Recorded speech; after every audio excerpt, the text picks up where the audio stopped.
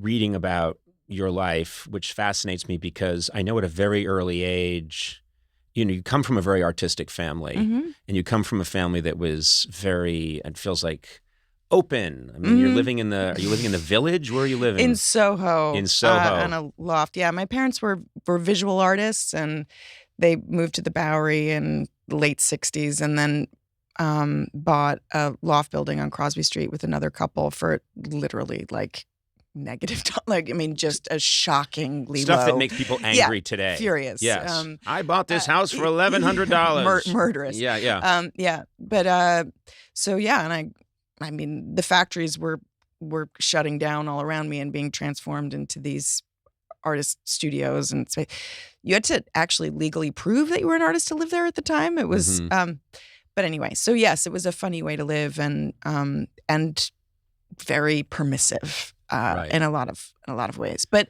nobody around me was involved with the performing arts.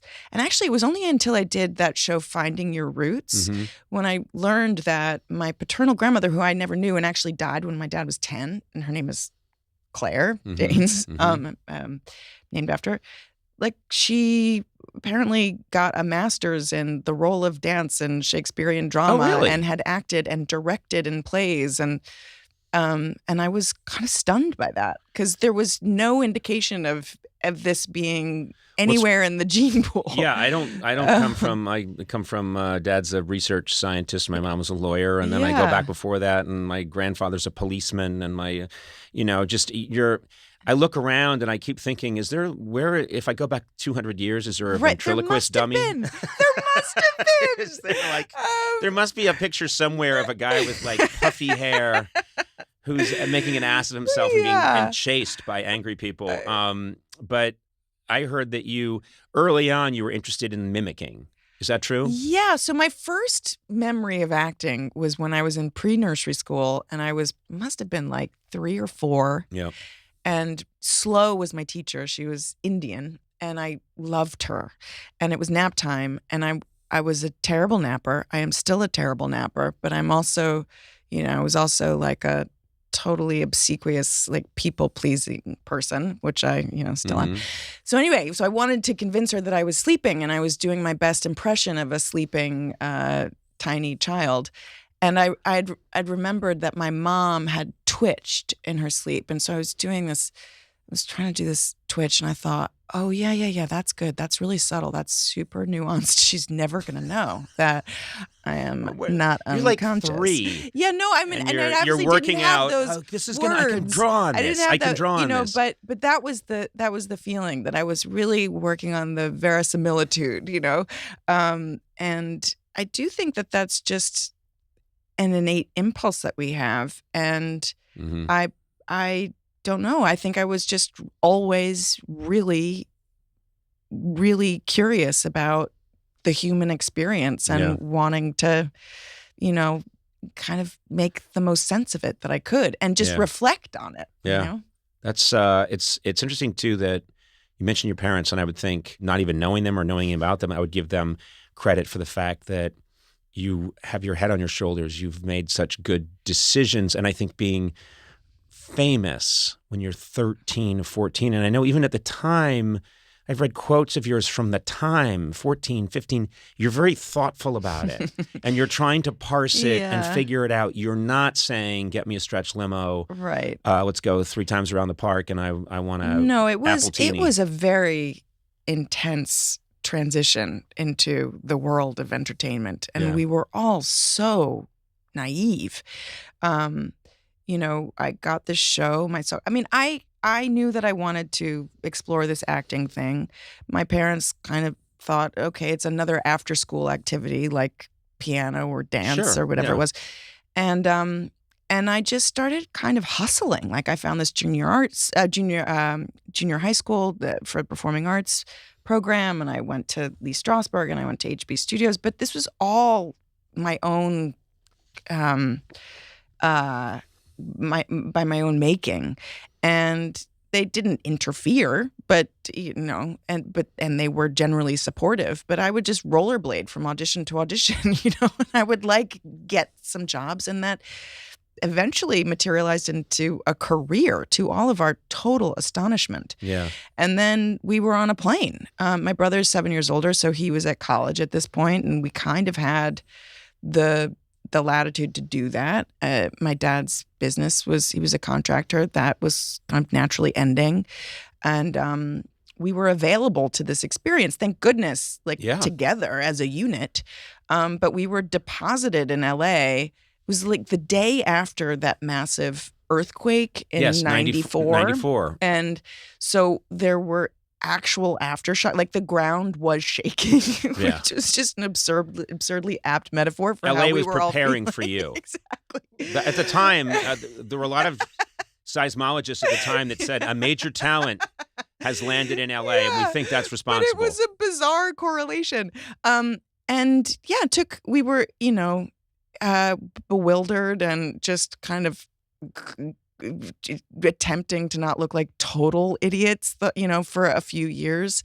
But no, I totally credit them with whatever kind of orientation I ended up maintaining. Yeah. And my mom was always with me on set, and, they were not stage parents in any way. We didn't even know how to pretend, that was Well, I was the deal. around it because I was around stage parents because we were routinely booking kids to play.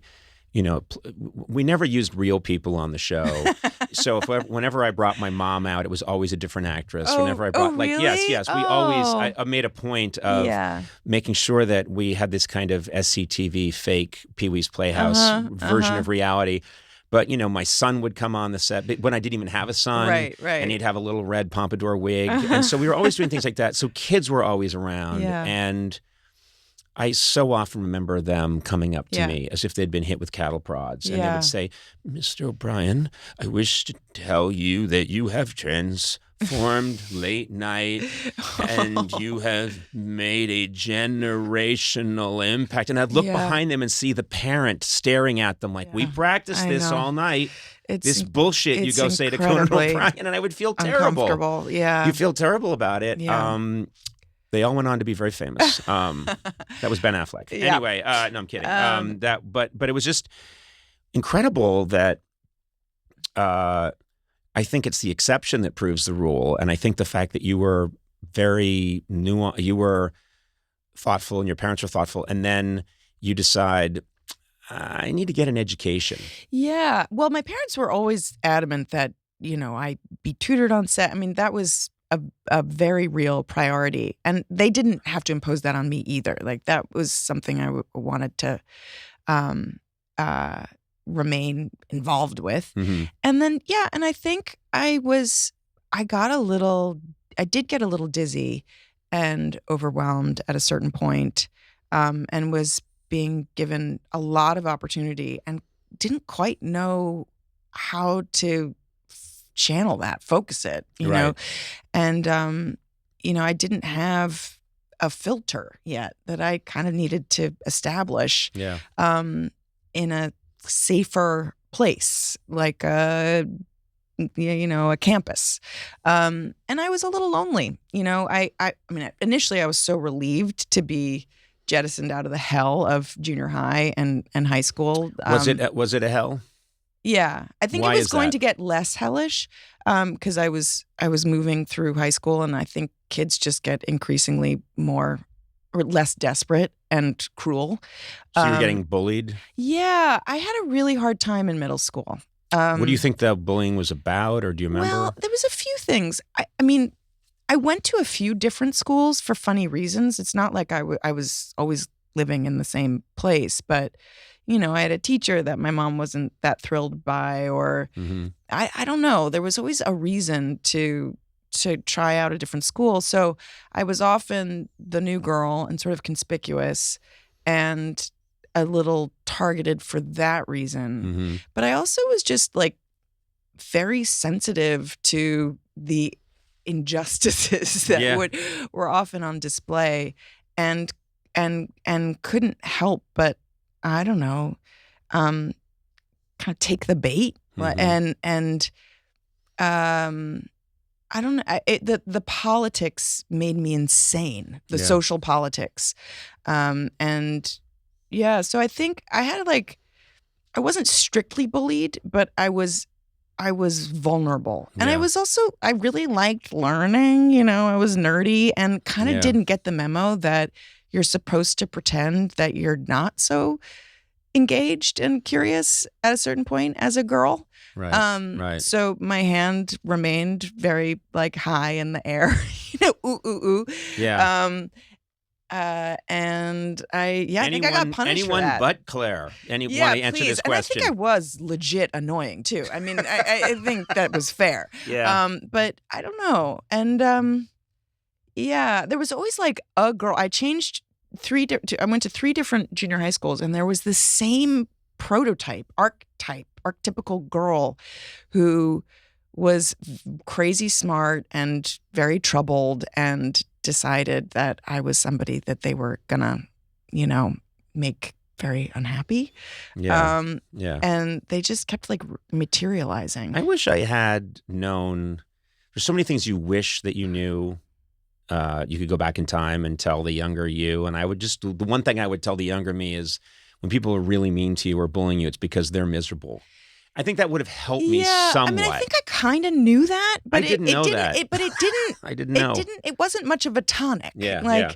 You're still stuck, and once that dynamic is in play, you're sort of screwed because you're just in a cage. There's nowhere to go. Right. But it's funny. My son now is 10, and so he's starting to enter that point, and he's such a wonderful, tender, clever goofball. And I see all of his kind of vulnerability, but it's funny because a mom from the school texted me about her son being aware of some bullying that was happening in his grade, but Cyrus is just sort of oblivious or just not very moved by it, and her son was, and I was like, oh gosh, I was your son, and I'm so grateful that my son isn't, it's a kind of amazing defense to just not really Once care. You have kids, the notion that someone would not be nice to them hurts more than anything else in the world. Oh my God, it's brutal. Although my 4-year-old son, Rowan, he could go the bully route. He's got talent. He's got talent. Yeah, no, but it's I'm terrified that my older son might be bullied, and I'm terrified that my younger son might be the bully. Right. And so it's good to have one of each. So most people think that having one of each means a boy and a girl. It's no, I have a bully and I have someone who is bullied. Yeah. We've done it both. But I'm glad they were born in that order because it would be really problematic if it was reversed. And I think we just worry, it doesn't take much to. Yeah.